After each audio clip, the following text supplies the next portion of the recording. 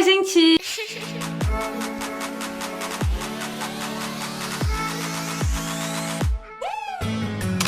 J'espère que vous allez bien. Aujourd'hui on se retrouve pour une nouvelle vidéo et comme vous avez vu dans le titre, ce n'est pas une surprise puisqu'on est dimanche. On se retrouve pour une JVDT. Donc aujourd'hui je vais pas parler d'une seule personne mais je vais vous parler de 3 influenceurs très problématiques. Donc ça va être un peu des petites histoires plus courtes. Je pense que ça peut être sympa mais c'est vraiment des choses qui se rejoignent et que vous allez voir au final ça a un sens que je parle de ces 3 personnes. Donc vous le savez déjà, avant que la vidéo commence, n'oubliez pas de liker, de vous abonner, checker si vous êtes abonné parce que déjà de 1, YouTube des fois il y a des petits bugs, ils enlèvent le petit abonnement et de 2, il y a pas mal de gens qui regardent les vidéos sans s'abonner, ce qui est super dommage parce que ce genre de vidéo demande beaucoup de travail. Donc juste le petit bouton là de s'abonner, ça m'aide déjà beaucoup et si vous êtes motivé, vous pouvez mettre le like aussi.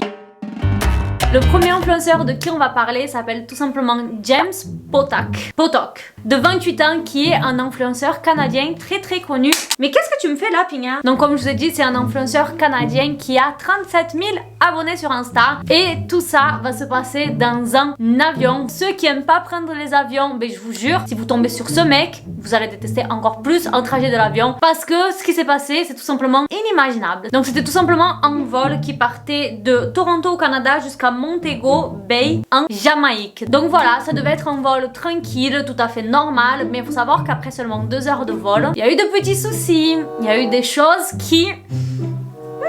Pour vous dire à quel point il y a eu un petit souci, ils ont dû faire un atterrissage d'urgence. Pour faire ça, c'est pas un petit souci en fait, j'étais en train de minimaliser la chose, c'est un gros souci qu'il y a eu, ok? Donc je vous laisse imaginer un peu la dimension de l'embrouille pour qu'il fasse quand même poser un avion avec 234 personnes dedans en urgence. Donc qu'est-ce que notre cher ami James a décidé de faire? James Potok a tout simplement décidé de se lever dans l'avion comme ça, avec un masque, des gants, et il s'est mis à crier qu'il avait été récemment en Chine, à Wuhan, donc la capitale du coronavirus, si on peut appeler ça comme ça, vraiment l'endroit où tout a commencé, et qui ne se sentait pas bien. Je cite ces mots. Est-ce que je peux avoir votre attention à tous s'il vous plaît? Je viens de rentrer de Wuhan, l'épicentre du coronavirus, et je me sens pas très bien, c'est tout, merci. Et il s'est assis sur son siège, à côté de quelqu'un. Et tout ça, ça s'est passé en mars, donc le début du Covid. Là, je vous amène du frais, pas trop frais parce que mars, maintenant ça remonte, mais vraiment, est-ce que c'est le moment de te lever? Si tu as vraiment été dans la capitale du coronavirus, si tu as vraiment été là-bas, est-ce que tu ne pouvais pas tout simplement aller te lever et aller voir la petite hôtesse de l'air et lui dire écoutez, je me sens pas très bien, j'ai un truc à vous dire? Non, lui il s'est levé et il a raconté ça à tout l'avion en tenant son petit téléphone comme ça et en filmant comme ça.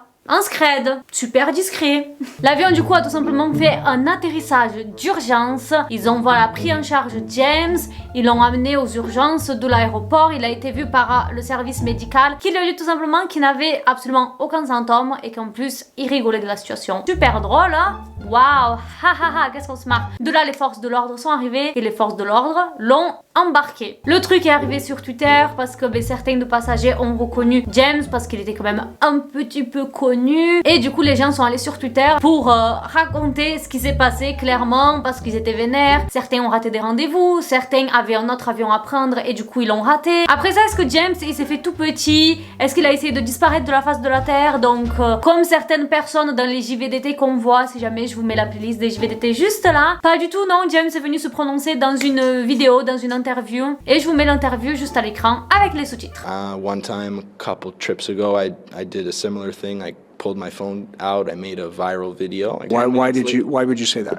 Well, I had my camera with me. I was looking to get a viral video. Super! Potok a quand même fait un petit mot d'excuse, même si dans son petit mot d'excuse, il a plus l'air de se plaindre. On va dire que c'est une vidéo d'excuse, chacun s'excuse de sa façon, hein. Pas du tout. Donc voilà pour la première petite histoire. Est-ce que vous trouvez que c'est justifié qu'il y ait eu un procès? Tout ça, moi je trouve que oui. Les gens ils ont pas que ça à faire dans la vie, les gens ils ont des rendez-vous, les gens ils ont une vie, les gens ils ont des choses importantes. Il y en avait un qui avait une opération dans un autre pays, il a raté son opération genre. Et en plus de ça, il a clairement dit qu'il a fait ça plusieurs fois. Donc je pense que ce genre de gens, il leur faut vraiment une sanction pour qu'ils comprennent que je peux pas faire des choses comme ça, des pranks pour percer. Moi je suis pas d'accord personnellement. J'attends vos avis et on passe à la deuxième histoire qui se passe également dans un avion, vous allez voir. Donc c'est pour ça que je vous avais dit que ça se rejoignait un petit peu.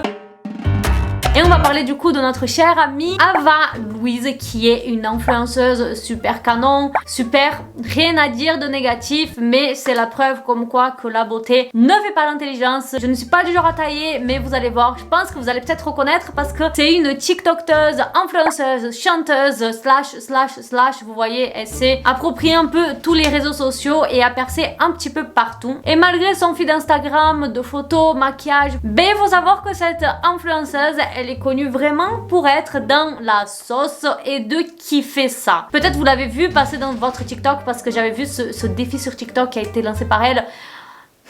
Donc sur TikTok, elle avait lancé le challenge Corona Challenge. Le défi consiste à tout simplement, comment dire ça d'une façon, je vais être cash, lécher des toilettes d'un avion. Lécher la petite lunette, ou même pas la petite lunette, lever la petite lunette et lécher les toilettes à l'intérieur d'un avion.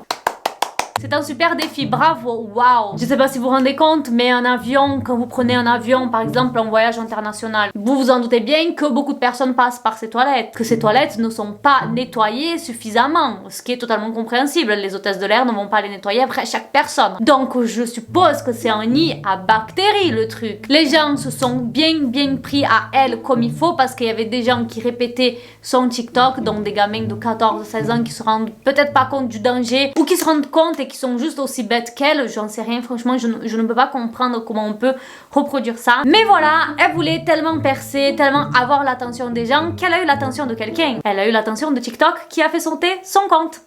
Mais félicitations. Notre cher ami James de l'histoire précédente s'est excusé. On ne peut pas dire la même chose de Ava Louise. Parce que pour elle, non. S'excuser, c'est pas pour moi quand même. Vous pensez que moi je vais aller m'excuser? Elle a tout simplement dit, je savais que ça allait avoir des répercussions négatives. Que c'était quelque chose de bizarre. Je me suis dit, de quoi les gens parlent beaucoup en ce moment? Le coronavirus et TikTok. J'ai une musique qui perce sur TikTok. Et je voulais que les gens tombent sur ma page. Qui recherchent Ava Louise sur TikTok, sur Twitter. Donc oui, j'ai léché les toilettes. Voilà. C'est là qu'on se dit qu'est-ce que les gens ne sont pas prêts à faire pour le buzz. Lécher des toilettes. Elle est revenue sur ses réseaux sociaux, du coup, ben pas TikTok parce qu'ils l'ont fait sauter, pour dire non mais les gars quand même, j'ai un truc à vous dire en fait. Les toilettes, c'était dans un jet privé de mon sugar daddy et j'ai très bien nettoyé la lunette avant, j'ai désinfecté donc il y avait aucun souci. Et le pire c'est qu'elle dit qu'elle regrette absolument pas parce qu'il y a plein de stars qui ont utilisé sa musique comme Charlie D'Amelio, comme Addison, comme Malu Travero. Donc elle regrette pas, ça valait le coup. Waouh! Et comme si c'était pas assez, elle a osé dire les gens sont jaloux parce que je suis blonde et riche. Vu que je suis bien foutue, les gens ils sont jaloux de moi. Mais vu que je suis bonne, je peux tout faire parce que les gens ils me pardonneront toujours. D'ici quelques mois, ça sera oublié. Oh yes, that is why you are here, because I licked a fucking toilet seat. Well, guess what? I don't regret it. I'm not sorry. I will never apologize for what I have done. You all judged me for being hot, skinny, and rich. You guys promoted me. I can't blame you because I'm fucking hot. Je sais pas si en fait elle a un second degré, si c'est de l'humour, mais ça n'a pas été très drôle vis-à-vis des gens sur internet en tout cas. Voilà, elle a tellement dit que c'était rien de grave, qu'elle avait bien désinfecté, que 2 semaines après, elle a eu le Covid. On va pas dire que c'est mérité, que c'est le karma, parce qu'on va pas se réjouir du malheur des autres, mais bon. Est-ce que c'est un rapport ou pas? En tout cas, elle a eu. Maintenant, elle va très bien, elle va beaucoup mieux. Les gens, ils ont oublié ce qu'elle a fait. Parce que vous savez, sur les réseaux, vous pouvez tout faire. D'ici un mois, c'est oublié. Donc là, les gens, je pense qu'ils se rappellent même plus de ça. Elle vit sa vie, toujours dans les problèmes, toujours dans les histoires. Mais bon, voilà ce que Ava Louise a décidé de faire. Et du coup, on va passer à notre 3e histoire. Et cette 3e histoire, ça concerne pas un influenceur, mais 2, des jumeaux. Donc ce sont 2 influenceurs de Los Angeles, donc 2 jumeaux qui s'appellent Alan et Alex Stokes et ils ont plus de 4 millions d'abonnés sur YouTube. Mais c'est pas tout, Alan il a plus de 6 millions d'abonnés sur Instagram et son frère a plus de 4,2 millions sur Instagram également. Sans parler de leur énorme compte TikTok qu'il y a encore plus d'abonnés et que je n'ai pas fait de recherche pour savoir combien, mais vous voyez à l'écran. Mais vous vous demandez sûrement qu'est-ce que ces jeunes ont pu faire pour qu'ils finissent dans une JVDT de Giovanna. Je suis qui moi? Je suis personne. Voilà, ils cherchaient un peu du contenu pour leur chaîne YouTube et ils se sont dit tiens, et si on braquait une banque? Je sais pas d'où les gens ils sortent leurs idées de YouTube. Je les vois assis sur le canapé chez eux. Ouais, Alan, et si on braquait une banque pour une vidéo YouTube? Ah ouais, vas-y, on fait un faux braquage, ça peut trop marcher et tout, ça serait trop drôle. Ouais. Ils se sont tout simplement habillés en noir, ok? Et ils sont partis en courant d'une banque, cagoulés, habillés en noir, capuche, avec des sacs dans les mains comme c'était de l'argent, du faux argent qui tombait du sac, en criant. Ils ont appelé un Uber. Dans le but de la vidéo, ils devaient monter sur un Uber et s'enfuir. Le Uber a refusé de leur prendre. Entre temps, il y avait des gens qui appelaient la police. La police a débarqué. Ils ont arrêté le mec de l'Uber avec des armes pointées sur lui parce qu'ils pensaient que le mec du Uber avait un rapport parce que la personne au téléphone a dû donner la plaque d'immatriculation du mec de l'Uber, je sais pas. Mais ils ont pointé les armes sur le mec de l'Uber. Le mec de l'Uber a essayé d'expliquer un peu calmement ce qui s'est passé en montrant du doigt les mecs qui étaient un peu loin, assis sur des marches en train de regarder la vidéo, qu'est-ce que ça donnait, genre en mode chill. La police du coup sont allés les voir pour les réprimander. Ils ont vu qu'ils étaient quand même assez jeunes. Ils ont dit écoutez les gars, vous pouvez pas faire ça quand même, c'est limite un crime ce que vous avez fait, blablabla. Ils ont fait un peu la morale parce qu'ils ont vu que ça avait l'air de culpabiliser un petit peu. What do you think people are gonna do? Right? And you're lucky you didn't get any guns drawn at you. You're absolutely lucky you didn't get any guns drawn at you. Ils les ont engueulés, ils ont pas pris d'amende ni rien et les flics sont repartis. Ils ont vraiment dit rentrez chez vous, arrêtez la vidéo et ne la postez surtout pas. Qu'est-ce que vous pensez qu'ils ont fait? Qu'ils ont posté la vidéo, c'est pas tout. Ils ont pas juste posté la vidéo, mais 2 heures après, ils étaient pas satisfaits des images et ils ont refait les images. Parce que bien sûr, on s'en fout des flics, le plus important c'est d'avoir des vues, nanana, de l'argent, la money YouTube. Et est-ce que les gens, ils auraient appelé la police à nouveau? Totalement. Est-ce que la police se sont déplacés à nouveau? Totalement. Faut croire que la deuxième fois, les flics n'ont pas été si gentils que ça parce qu'ils répondent pour un crime. Ils ont un procès sur le dos. This was not a prank. This was criminal activity. La police a tout simplement dit qu'aux États-Unis c'est un crime car ça aurait pu mettre des gens en danger. Ils sont tout simplement accusés de fraude, fausse communication de crime et ils peuvent prendre jusqu'à 4 ans de prison. Bon, c'est vrai que je trouve que 4 ans de prison c'est quand même énorme quand on voit des violeurs, des gens qui ont fait des trucs plus graves, qui prennent moins. Mais je pense qu'il faut qu'ils prennent quand même quelque chose pour qu'ils comprennent leurs actes. Il a trop cru que c'était son collègue qui disait ouais les gars c'est pas trop une bonne idée, arrêtez. Non, c'est la police qui a dit arrêtez, ce que vous faites c'est pas bien. Ce genre de personnes en fait, ils pensent que tout leur est permis. Regardez l'autre qui dit je suis blonde, je suis bonne, je peux faire ce que je veux, tout le monde va me pardonner. Et l'autre dans son avion qui a tout simplement dit ça pour le buzz, c'est pas la première fois que je le fais, j'ai gagné beaucoup d'abonnés donc si je dois refaire, je referai. Je veux dire genre s'ils se prennent une sanction, peut-être qu'ils comprendront, peut-être que l'autre se tape un procès très chiant, ou peut-être s'il lui bloque sa chaîne YouTube, j'en sais rien, il va comprendre que c'est pas bien. Mais là en fait, s'il se passe rien, s'il n'y a pas de sanction, ils vont continuer.